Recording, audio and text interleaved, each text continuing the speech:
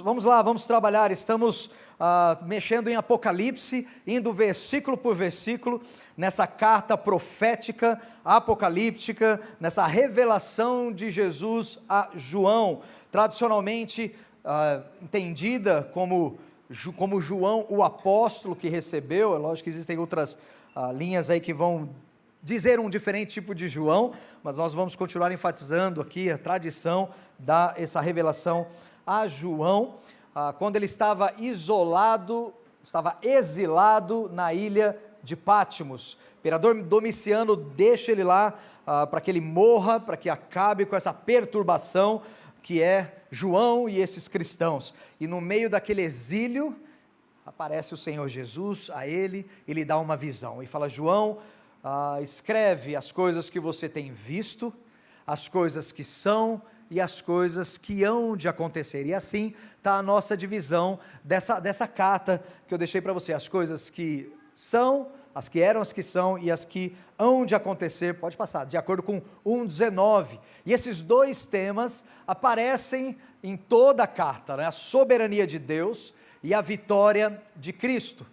Como nós cantamos aqui, o seu nome está acima de todo nome, governos, autoridades, tudo isso está debaixo do nome de Jesus. E Apocalipse é sobre isso. Apocalipse é sobre a vitória de Cristo, é sobre a soberania de Deus, é o livro que mais fala sobre o trono de Deus. Então nós vamos andando e estudando essa carta e você vai ver Deus no controle, você vai ver Deus no absoluto controle. E João então ele é chamado, fala assim: João, vem cá, sobe aqui, que eu vou te mostrar então as coisas que hão de acontecer. E quando ele olha, ele vê em primeiro lugar um trono, e nesse trono, sentado nesse trono, tem um ser maravilhoso, e ele tem nas mãos um livro com 7 selos, selado por dentro, escrito por dentro e por fora, porque é o plano escatológico. É aquilo que virá, já está escrito, já está determinado, e ninguém pode mudar, está selado. E ele, é claro, quer saber o que está escrito no livro, e ele chora porque não há ninguém digno nem de olhar para o livro. E de repente um dos anciãos que está ali diante do trono de Deus, ele fala assim: olha, não chores, porque o leão da tribo de Judá, ele venceu, e é digno de abrir os selos e ler o livro. E aí ele vira para o trono para ver o leão, e o que ele vê é um cordeiro como que foi morto. E o cordeiro se aproxima diante daquele que está no trono, pega o livro das suas mãos, e quando ele pega o livro das mãos daquele que está no trono, o céu inteiro se prostra em adoração. O céu inteiro se rende em adoração. E talvez eles estejam cantando: teu nome é santo, teu nome é... porque tu és digno de abrir o livro e de abrir os selos e ler o livro. O céu se prostra em adoração, todo o céu. E aí então o cordeiro ele pega, ele abre, começa a abrir os selos, e quando ele abre os 7 selos, no resumo daquilo que está vindo, os cavalos são liberados, os cavaleiros do Apocalipse, como um sumário daquilo que vai vir, o livro está aberto, e quando ele vai ler, há silêncio. O texto diz por meia hora. Todos estão perplexos daquilo que vai ser lido. E quando ele lê, nós vemos 7 trombetas sendo anunciadas.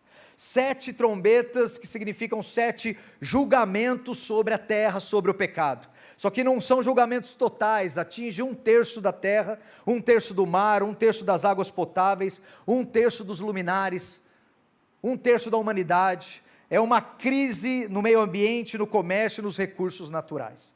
Mas ainda não é completa, é 1/3, é uma forma do julgamento começar a vir para que os homens se arrependam. Ainda há tempo e há um chamado ao arrependimento.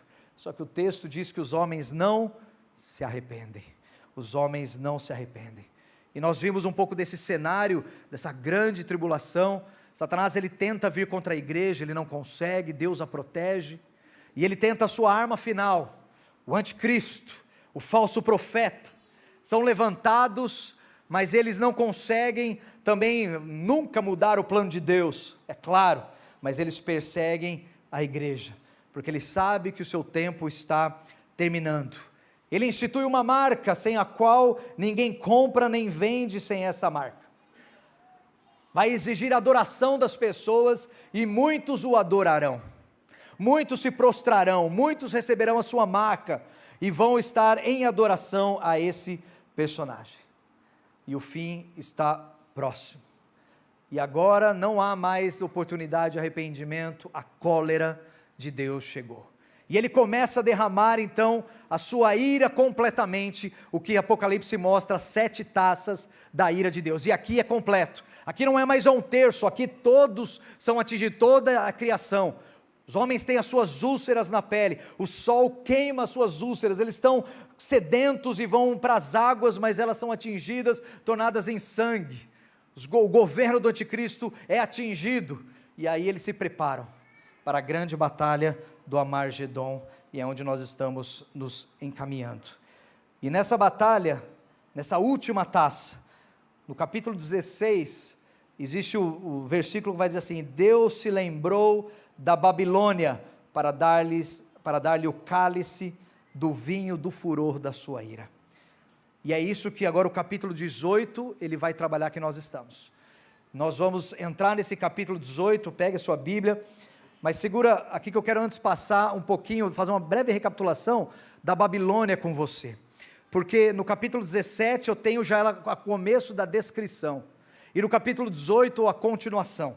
Capítulo 17 nós já trabalhamos, e nós vimos que a Babilônia, em primeiro lugar, ela tem uma influência mundial, nós estamos só recapitulando um pouquinho que nós vimos para dar continuidade, ela tem uma influência mundial, o apóstolo ele vê ela sobre muitas águas, no verso 17:1, e ele explica o que são essas muitas águas, no 17:5, ele vai falar assim, olha, as muitas águas representam nações, multidões, povos, então ela tem uma influência sobre as nações, sobre os povos, ela tem uma influência mundial. Segundo, ela é sedutora e rica, ele descreve ela como vestindo escarlate, adornada com todo tipo de joias preciosas e de ouro, e ela seduz as nações, nas suas mãos tem uma taça de vinho, e esse vinho ela embriaga os reis da terra, e nós vimos que ela também é uma idólatra, porque esse vinho é idolatria, esse vinho ela engana as nações a não adorarem o Deus verdadeiro,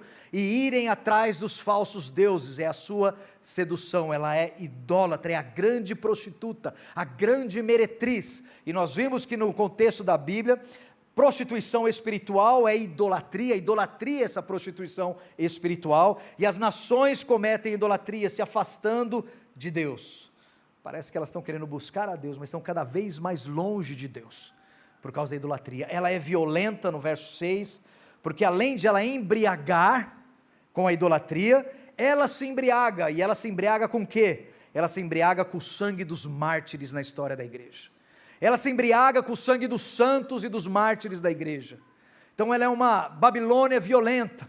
No capítulo 18, no verso 2, diz que ela é impura, é demoníaca, é um lugar, é uma casa, é a morada dos demônios, e finalmente ela é arrogante.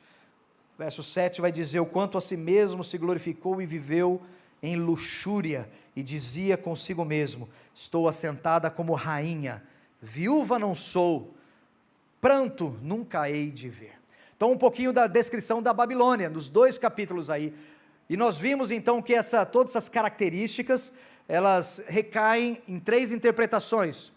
Primeiro, que essa Babilônia na época, essa prostituta, pode passar, ela era a cidade de Roma, na época de João sim, é Roma, porque Roma era o governo, era a sede do Império Romano, o imperador, ele era uma figura como de um anticristo, que perseguia os cristãos, martirizava, sim, era uma cidade, mas é muito mais que uma cidade. No capítulo 17 é uma falsa igreja, que nós já vimos, que vai levar as pessoas a adorar ídolos, vai levar as pessoas a adorar imagens, e quando nós falamos aqui, o pastor Ciro trouxe aqui, que a nossa visão é que por meio de Cristo Jesus, uma vida diante a face de Deus, porque nós sabemos que é somente por meio de Cristo que você chega a Deus, somente por meio de Cristo que você tem o perdão dos pecados, somente por meio de Cristo que você tem a vida eterna, nenhum outro nome há no céu ou na terra, no qual os homens possam ser salvos, diz as Escrituras. Então nós não pregamos outro nome, nós não fazemos estatuetas com o nome de ninguém, para que você se prostre, acenda velas, faça suas orações, coloque a sua esperança e a sua fé. Não fazemos nada disso. Existe um nome só que nós clamamos com o fundo da nossa alma, que é Jesus Cristo, o Senhor. Mas essa falsa igreja vai te levar para as imagens, para os ídolos, para as falsas divindades, para as entidades, como se você tivesse esperança nelas. Você está sendo feito escravos dela, e elas não podem te salvar. Somente a salvação em um nome, somente uma pessoa pode salvar você dos seus pecados. Por quê? Porque na cruz do Calvário, Ele pagou o preço do seu pecado. É só Jesus. E aqui não tem nada a ver com a Igreja Batista, viu? Se você está nos visitando, tem nada a ver, e tem tudo a ver. Tem nada a ver porque o nome é Cristo, tem tudo a ver porque esse é o nome que nós pregamos. Mas é uma falsa igreja no capítulo 17, no capítulo 18, é mais do que uma igreja, é um sistema mundano, é um sistema romano, de falsos deuses, antideus, anticristão. Então quando a gente fala da Babilônia, dessa Roma do passado, nós vamos pensar agora no capítulo 18, como esse sistema. Olha o que o reverendo Hernandes diz. Coloquei aqui para você uma citação no seu livro, no seu comentário sobre Apocalipse. Ele diz assim: a Babilônia é mais um símbolo do que um lugar. Babilônia refere-se à Babilônia nos tempos de Babel, a Babilônia de Nabucodonosor, senhora do mundo, a Roma dos Césares, a Roma dos papas e todos os impérios do mundo que se levantaram contra Deus e sua igreja. Essa Babilônia, ela é atemporal, o mundo como centro da sedução em qualquer época. Ele descreve então como essa Babilônia agora, não uma cidade física. Pastor, nunca mais vou para Roma, porque esse negócio está feio. Não é mais Roma cidade física, mas sim esse sistema. Roma está muito viva ainda.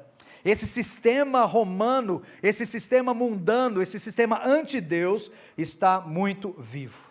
No capítulo 17, a Roma que a Babilônia, que se referia à religião, é destruída pelo anticristo, porque ele vai destruir tudo que é religião, ele vai querer ser adorado como Deus. Agora no capítulo 18, essa Babilônia, ela é destruída por Deus, e nós vamos agora ver um pouquinho mais de perto. Capítulo 18, 1 a 24, abra lá, mantenha a sua Bíblia aberta comigo, vamos tentar pegar o capítulo todo, 1 a 24, e aqui eu quero mostrar para você 4 vozes, que sintetizam a queda da Babilônia, desse sistema mundano. Lembra, não é só uma cidade, não é só uma falsa igreja, mas o capítulo 18 é um sistema, e você vai ver bem especificamente aqui o que João nos traz, que ênfase ele vai dar nesse sistema. Capítulo 18, verso 1, depois dessas coisas, vi descer do céu outro anjo que tinha grande autoridade, e a terra se iluminou com a sua glória. Dá uma olhada, que doido isso, não é? Não é muito legal? Você vê um pouco de angelologia aqui, não é? De um anjo com grande autoridade, que nos dá a ideia de uma hierarquia angelical, e a terra se iluminou com a sua glória. Não é pouca coisa não. Imagina a glória do Cordeiro, meu Deus do céu. Imagina se uma criatura, a sua glória ilumina toda a terra nesse sentido, imagina a glória do Cordeiro, que coisa fabulosa. Aí aparece esse anjo, e ele exclama com potente voz, dizendo: caiu a grande Babilônia. E a queda é um fato consumado, não adianta. Está nos decretos de Deus, está escrito aqui para a gente. João, ele vê Jesus abrindo o livro, Jesus está lendo o livro, e nesse livro escrito, decretado, selado, tem essa parte. E vai falar assim: olha, caiu a grande Babilônia. Ela caiu, e o mundo vai ficar perplexo com a sua queda.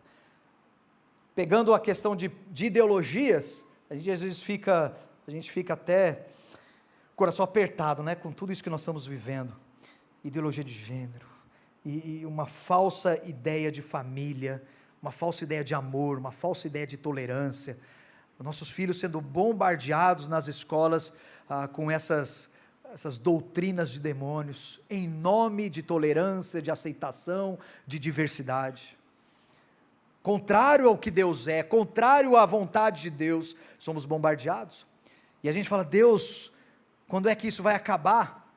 Está na tua frente, em Apocalipse 18, quando ele fala caiu a Babilônia, esse sistema romano, ou você acha que isso é coisa do século 21? Isso é coisa lá de trás, porque Jesus mesmo disse: olha, o mundo, ele jaz no maligno, é isso que nós vemos, é nesse mundo que nós estamos inseridos.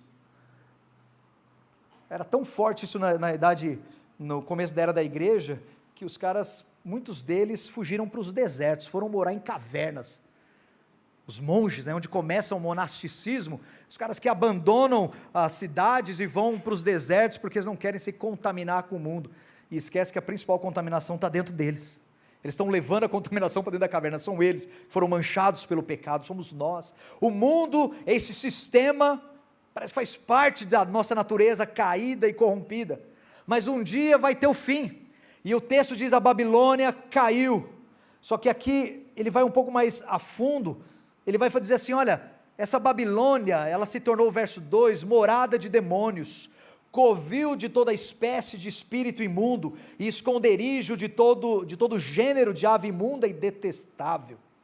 Esse é o mundo que a gente vive, gente. Esse é o sistema do mundo. Estou falando do mundo bonito, como o Balneário Camboriú, né? Que você chega aqui e fala: uau, que cidade maravilhosa, que lugar maravilhoso. Eu vou arriscar aqui dizer que nós somos um dos lugares mais bonitos desse país. Eu puxo, está comendo. Pronto, falei. Eu gosto dessa cidade. Pronto, é assim. Eu acho que aqui é uma bênção de Deus, mas não é esse mundo que nós estamos falando. Nós estamos falando do sistema mundano, esse sistema que é morada de demônios, onde os valores são das trevas, onde aquilo que as pessoas buscam está relacionado aos seus próprios prazeres e desejos, e não em relação a Deus. Não se assuste quando você ligar a televisão e ver as coisas de perna para o ar. Não se assuste de você ver os governos corruptos reinando, homens corruptos no poder. Não se surpreenda com isso. Saiba que esse mundo é assim. Não vamos aceitar, usamos o nosso voto para tentar, mas eles corrompem até isso. Então você usa o seu joelho, mas esse mundo é assim, é morada de demônios, é esse lugar de toda espécie de espírito imundo. Mas aqui tem um alerta, ele vai dar uma notícia: caiu a grande Babilônia. Mas olha o que ele vai dar ênfase nesse sistema. No verso 3 ele vai dizer assim: pois todas as nações têm bebido do vinho do furor da sua prostituição. Com ela se prostituíram os reis da terra, e também os mercadores da terra. E olha o que acontece com eles, gente. E se enriqueceram à custa da sua luxúria. E aqui luxúria, essa palavrinha, o seu sinônimo é lascívia, sensualidade, depravação. Luxúria não é luxo, tá bom? Luxúria é sensualidade, é depravação, é lascívia. E ela então embriagou, ela deu de beber para as nações, e o que eles fizeram? Eles enriqueceram com a sua sensualidade.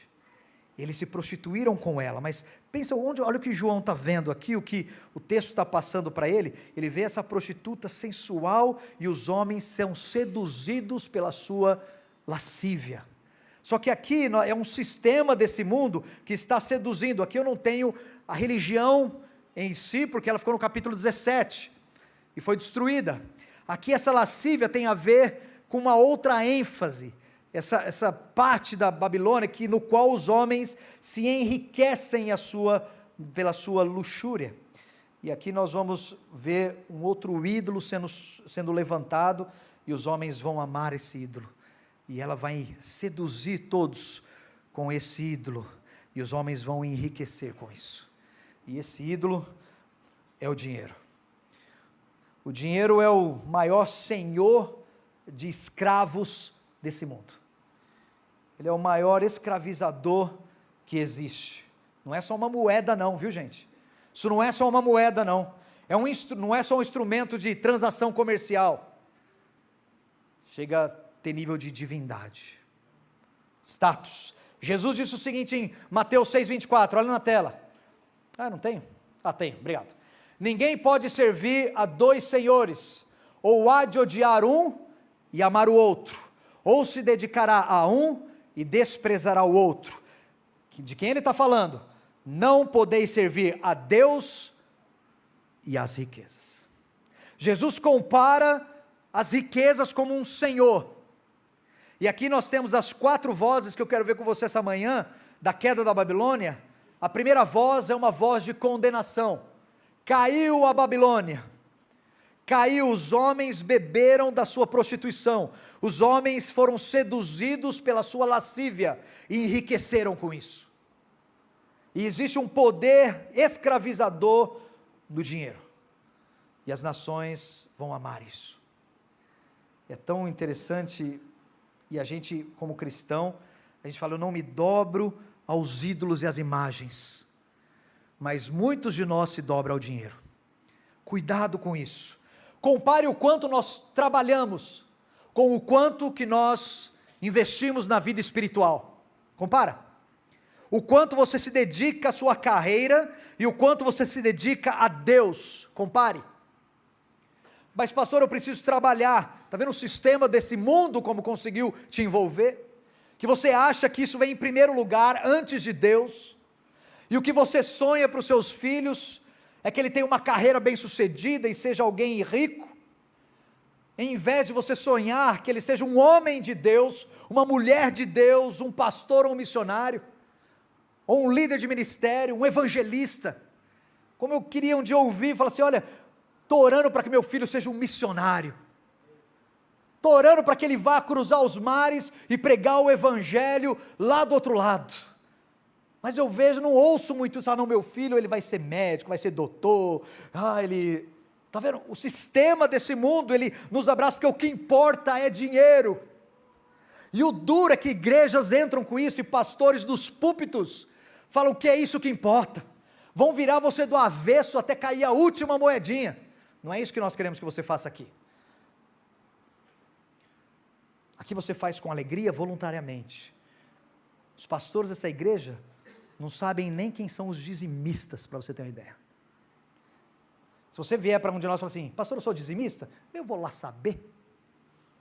Isso não é comigo, isso é entre você e Deus, não quero nem saber. A gente não trata aqui de acordo com o teu cifrão, com a tua conta, porque não é isso que importa, mas o mundo diz que é. O mundo te dá valor pelo tanto de dinheiro que você tem, o mundo te dá valor pela roupa que você anda, pelo carro que você dirige, porque isso mostra o dinheiro que você tem, é o sistema desse mundo, esse covil de espíritos malignos, e nós como igreja entramos nisso, gente. Quanto tempo a gente investe financeiramente? Vai fazer uma faculdade, quanto você gasta numa faculdade para o teu filho? Meu Jesus amado, isso é 1,5 rim, não é? Faculdade é um absurdo. Vai fazer medicina. A última vez que me falaram medicina, me falaram, não sei se está errado, se viajaram aqui, mas você me ajuda, me falaram que era coisa assim, perto de uns 7 mil reais por mês, se não for mais. Gente, eu falei assim, que 10, sei lá o que, cara, eu fiquei assim, o quê? Você investe isso e você investe com gosto, aí você fala assim, irmão, tem um arzinho condicionado ali encostado, essa igreja só pede dinheiro, a igreja fica todo ganancioso, todo segurando, está vendo? Olha como a gente lida com o dinheiro,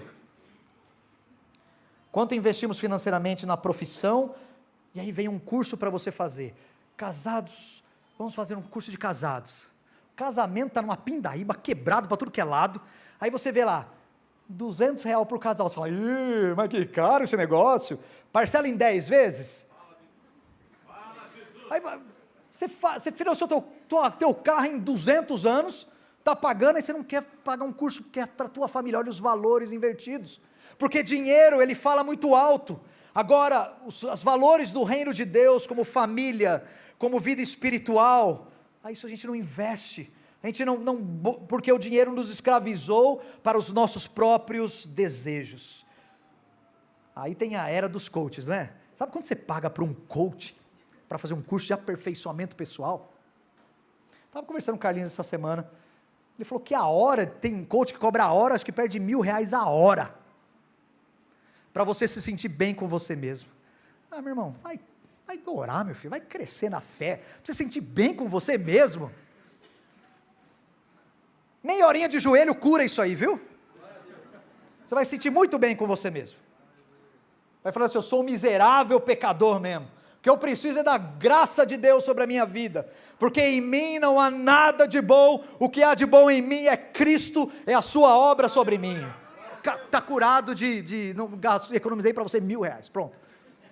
Aí fica com esse negócio, paga lá para o coach. E quando você investe no teu treinamento espiritual, crescimento na fé, em bons livros para você crescer na fé. Não, mas o dinheiro ele escraviza, o dinheiro, e aqui ele fala que essa prostituta, essa meretriz, ela vai enriquecer os mercadores aqui, não é? Diz aqui, os mercadores da terra se enriqueceram com a custa da sua luxúria.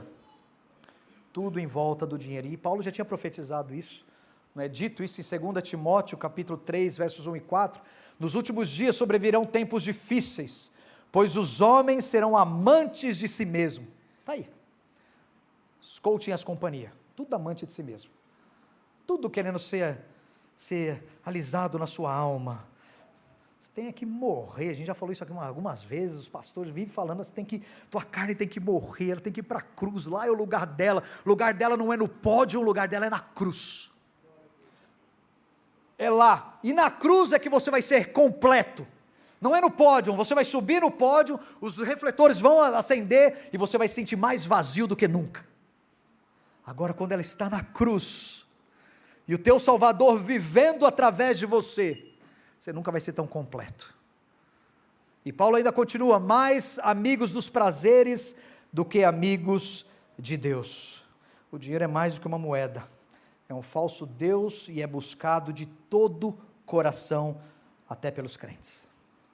Cuidado, você tem que trabalhar para sobreviver, mas você não tem que buscar de todo o teu coração. O dia que o teu trabalho, o teu rendimento, é a busca primária da sua vida, isso é idolatria. Não é uma imagem, mas é idolatria. E aí você está sendo seduzido pelo vinho da grande Babilônia. E Deus vai acabar com ela. Caiu a primeira voz, essa voz de condenação. Mas nós temos uma segunda voz, que é a voz de separação, versos 4 a 8, nós temos a voz da separação, verso 4, olha o que ele vai falar para nós, igreja. Ouvi outra voz do céu, e agora vem a voz da separação, dizendo, retirai-vos dela,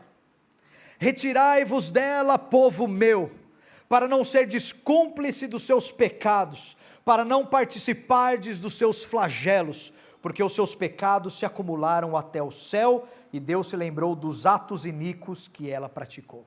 E ele fala, saia do meio dela, desse sistema, para que você não seja cúmplice, para que você não seja tentado, engodado com ela, para que ela não engana, não te seduza, para que você não beba do seu vinho. Então retire-se dela. Esse êxodo, essa saída, é para não participar dos seus pecados, para não andar de acordo com o sistema desse mundo. De vez em você correr atrás do sistema desse mundo, vá a Deus, busque a Deus, saia disto, gaste tempo com Deus, invista no reino de Deus, busque a face do Senhor, mas retire-se dela. Olha a visão do salmista, vou ler alguns versículos, não está na tela, mas segura aí comigo. Salmo 119, 24 diz assim, os teus testemunhos são o meu prazer. 119, 72, para mim vale mais a lei que procede da tua boca, do que milhares de ouro e de prata. Olha o que o salmista fala, cara. Vale mais a tua lei do que ouro e da prata. Salmo 84, 10, vale mais um dia na tua presença do que 1000 em qualquer outro lugar. Salmo 16, 11, na tua presença a plenitude de alegria, na tua destra delícias perpétuas. João 6, 68, para onde iremos nós? Só tu tens as palavras de vida eterna. Percebe um coração apaixonado? Percebe um coração que se retirou da Babilônia? Ele mora dentro desse sistema, mas ele não vive de acordo com esse sistema. A sua alegria é o Senhor, o seu prazer é o Senhor. É uma voz de separação, retira-te desse lugar. E vá diante de Deus, esteja na presença de Deus. Que o teu coração não seja no dinheiro, mas seu coração esteja em Deus. Tendo muito, eu glorifico no meu Senhor. Tendo nada, eu glorifico ao meu Senhor. Porque o meu coração está nele, o meu prazer está nele. É a voz da separação. Verso 8, pula lá para o 8. Ele diz, por isso em um só dia sobrevirão os seus flagelos, morte, pranto e fome será consumida no fogo, porque poderoso é o Senhor que a julgou. Vem aí a grande Babilônia, vai cair. Terceira voz, a primeira voz da condenação, ela vai cair. Os mercadores se enriqueceram com a sua luxúria. Segunda, voz da separação, vocês se retirem disso. Terceira voz, voz da lamentação, versos 9 a 19. Pode passar mais um. Voz da lamentação, versos 9 e 19. E olha aqui como isso é sério, gente. Como isso é sério. Um dia, os que colocaram o coração no mundo e nas riquezas, os prazeres dessa vida, vão sofrer consequências. Decepção, frustração, choro e lamento, porque é isso que está aqui agora. Todos aqueles que enriqueceram por causa da grande Babilônia, por causa da sua luxúria, da sua lascívia, eles aqui do 9 ao 19, eles vão lamentar. E eu tenho aqui, vou destacar 2 grupos aqui que vão lamentar, e o primeiro deles são os reis da terra, verso 9, ora chorarão e se lamentarão sobre ela quem? A Babilônia, os reis da terra, que com ela se prostituíram e viveram em luxúria, quando virem a fumaceira do seu incêndio, e conservando-se longe pelo medo do seu tormento, dizem, ai, ai, tu grande cidade Babilônia, tu poderosa cidade, pois em uma só hora chegou o teu juízo. Então você tem um primeiro grupo aqui que vai prantear e lamentar, quem? Os reis da terra. Sim, os governantes, os políticos, que se renderam à Babilônia, que tomaram do seu vinho, que enriqueceram com a sua luxúria, eles vão lamentar. Eu não vou generalizar, mas como é difícil pegar um desses políticos e falar assim, você seria o nosso vereador, deputado, governador por um salário mínimo? Você faria isso? Quanto será? Falariam, sim, porque eu tenho no coração o bem-estar da comunidade. A comunidade é uma preocupação minha. As pessoas bem, com trabalho, com saúde, educação, segurança, isso é muito importante para mim. Vote 11, 4 mil, né? Mas eu te dou um salário mínimo por mês para você fazer isso. Quanto será que topariam? Já que eles estão tão interessados no bem-estar da comunidade. Eles estão lá por causa de dinheiro e poder. Por quê? Porque eles estão no sistema desse mundo. E aqueles que entram com boas razões acabam se corrompendo lá no meio, porque é ser humano e o sistema vai puxar eles, e eles querem poder, eles querem dinheiro, eles querem status, e quando cair a grande Babilônia, nada disso mais vai ter valor. A autoridade dos governantes vai cair. Os juízes que dão as canetadas, sua caneta não vai valer mais nada. Nada. Eles com a sua pompa, com o seu status, vão querer fazer as coisas, mas não vai valer de mais nada, porque a Babilônia caiu, o sistema caiu. E eles vão lamentar e chorar. O primeiro deles são os políticos. O segundo grupo que o texto falou que vai lamentar, verso 11, são os mercadores da terra, porque ninguém compra mais a sua mercadoria, e ele vai relacionar 30 produtos de luxo, nesses versos do 12 em diante, 30 produtos de luxo que eram comercializados em Roma na época, 30 produtos de luxo, mas agora ninguém compra, e os mercadores vão dizer a mesma coisa, ai, ai da grande cidade, porque agora ninguém compra mais as nossas coisas. Nós temos aqui em foco, não só os governantes e políticos, mas os empresários, os negociantes, os comerciantes, lamentarão a queda da Babilônia. Tudo que eles fizeram, tudo que eles investiram, nada mais tem valor. Os carros mais luxuosos, não tem mais valor nenhum, porque nós estamos no 18, nós estamos a um passo da segunda vinda, que é o 19, quando o sistema cai, Jesus volta, e aí os carros não valerão mais nada, os apartamentos de milhões não valerão nada, as roupas mais caras não dizem nada, a fama, o aplauso, nada disso tem valor, a segunda vinda chegou. Vieram sem nada nesse mundo, e vão sem nada, tudo isso perde valor, eles vão te lamentar, ninguém mais compra nada, todo o teu investimento vai ficar por terra, o ouro que você tem guardado, se você tem colocado a tua esperança nisso, naqueles dias o ouro vai valer tanto quanto a brita que está naquele estacionamento, você não vai ter a tua esperança e a salvação nisso, isso não vai te segurar, isso não vai te salvar, isso não vai te dar um futuro melhor.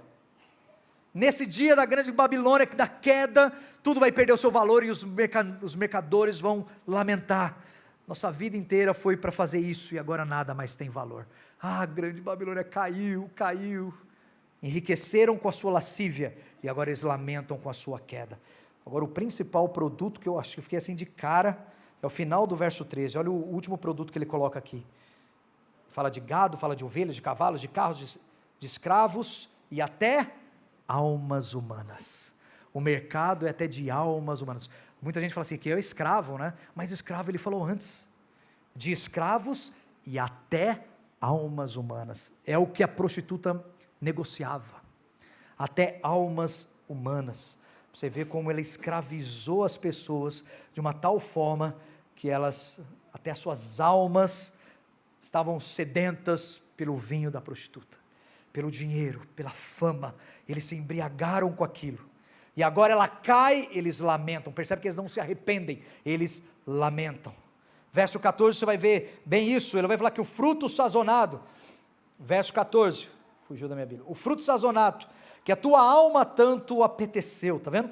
Que a tua alma tanto apeteceu, se apartou de ti, e para ti se extinguiu tudo que é delicado e esplêndido, tudo que a tua alma se regozijava desse mundo, nunca mais serão achados. Os mercadores dessas coisas, que por meio delas se enriqueceram, conservar-se-ão de longe, pelo medo do tormento, chorando e pranteando, dizendo, cidade, grande cidade, ela caiu. E a última voz da queda da Babilônia, a voz da lamentação, e quarto lugar e último, a voz da celebração. Sim, tem uma voz de celebração em tudo isso, porque aqui está falando daqueles que levaram a marca da besta, daqueles que amaram esse mundo acima de todas as coisas, daqueles que se curvam e adoram o dinheiro para ele é mais importante do que tudo, do que sua família, do que sua vida espiritual. Dinheiro é o que move essa pessoa, idólatra. E aí ele lamenta, você vai lamentar porque ela vai cair, ela não tem sua solução, ela não tem a tua salvação. Mas tem um outro grupo, que é a igreja de Cristo, que nesse dia da queda, você não vai ver a voz de lamentação, você vai ver a voz de celebração. Olha o que diz o verso 20, exultai sobre ela, ó céus, e vós santos, apóstolos e profetas, porque contra ela julgou, Deus contra ela julgou a vossa causa. E é tão curioso porque profetas foram martirizados, os apóstolos foram martirizados, muitos santos, uma referência à igreja de Jesus, muitos santos foram queimados na estaca por causa da sua fé, e agora quem está sendo queimada é a Babilônia, e o texto diz que a fumaça sobe, e não se apaga, o incêndio é muito grande, as pessoas lamentam, mas a igreja celebra. Por que a igreja celebra? Porque o rei está voltando, a grande Babilônia caiu, esse sistema demoníaco, esse sistema do mundo que nós estamos vivendo nos dias de hoje, e a igreja vem vivendo durante todo o seu tempo, finalmente caiu. Você consegue sentir o cheiro fresco das águas? Você consegue perceber que o Redentor está chegando? E aqui eu quero deixar a aplicação para você, do verso 4, retirai-vos dela, povo meu, para não ser de cúmplice dos seus pecados. Estamos prontos para a segunda vinda. O capítulo 19 está chegando, e é a segunda vinda. No verso 21 a 24 ele descreve a ruína total da Babilônia, né? Depois você pode ver ali um simbolismo de um anjo jogando uma pedra no mar, e ela vai ser toda consumida, um símbolo da sua destruição total. E aí no capítulo 19 nós estamos agora entrando nas bodas do Cordeiro, e tem tudo a ver, porque retirai-vos desse mundo, e aqui nos dá essa ideia mesmo de santificação, de separação para esse mundo, e eu me santifico, porque como eu tenho dito aqui para vocês, essa santificação é essa preparação para o casamento. Nós estamos nos limpando, nos purificando, estamos nos ataviando, estamos escovando o cabelo, estamos limpando a sobrancelha, estamos aí tomando um banho de perfume, estamos preparando, porque o noivo ele está a caminho. Então retirai-vos da Babilônia, não deixe que esse sistema engane vocês, não deixe que esse amor ao dinheiro e as coisas desse mundo engane e tome teu coração. Retirai-vos dela, porque no capítulo 19 Jesus está voltando, e a noiva precisa estar limpa, pura, santa. E nós vamos ver isso semana que vem. Eu estou louco para ir para esse capítulo 19, estou me segurando aqui. Mas aí você tem essa preparação e ele vai se referir à volta de Cristo como as bodas do Cordeiro. E sabe que nós já vamos, hoje nós vamos participar da festa antes do casamento, tá bom? Deixa assim, nós vamos participar da festa antes do casamento. Antes do ensino do casamento, tá bom? Porque aqui é um ensaio. Você já foi em casamento chique ou não? Tem casamento que é chique, que eles fazem ensaio até da festa, sabia ou não? É chiquérrimo, o negócio, né? O cara ensaia a festa do casamento, então você vai lá e come aquela coisa maravilhosa, é um ensaio só, né? É um ensaio. Nós vamos para um casamento chique assim, viu? Só que você é a noiva. Eu sei que você, homem, é esquisito falar isso, né? Mas vai acostumando, viu? Eu sou a noiva do Cordeiro. Eu sou a noiva, nós, né, a igreja reunida, eu sou a noiva do Cordeiro. E nesse dia, nós vamos sentar à sua mesa. E vamos celebrar as bodas. E aqui é o ensaio. Jesus falou assim, olha, você sente nessa mesa e toda vez que você sentar nessa mesa, faça isso em memória de mim. Lembre-se de mim. Lembre-se do meu sacrifício por você. Lembre-se que a cruz foi o pagamento da tua dívida.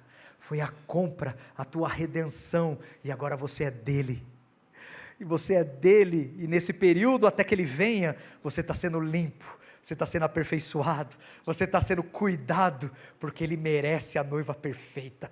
Então você está sendo cuidado. Nesse tempo, os pastores estão lá puxando teu cabelo, cortando a tua unha, fazendo a tua sobrancelha. Nós estamos aqui tentando te ajudar, falando, olha, saia desse mundo, o Cordeiro está voltando, se retire desse mundo, não se macule com o pensamento mundano das trevas, se prepare, o Cordeiro está chegando, e nós vamos sentar nessa mesa aqui. Eu quero convidar os diáconos já para virem à frente. Nós vamos sentar nessa mesa, já nos preparando para aquele grande banquete, onde finalmente o noivo vai vir, e vai levar a noiva, e nós vamos sentar e cear juntos. Mas até lá, igreja, retirai-vos do meio dessa Babilônia. Ela vai cair, ela não enche o teu coração, ela não dá sentido para a sua vida. Existe uma voz de condenação para ela, existe uma voz de separação para nós, existe uma voz de lamento daqueles que receberam a marca, mas vai haver uma voz de celebração da noiva de Cristo.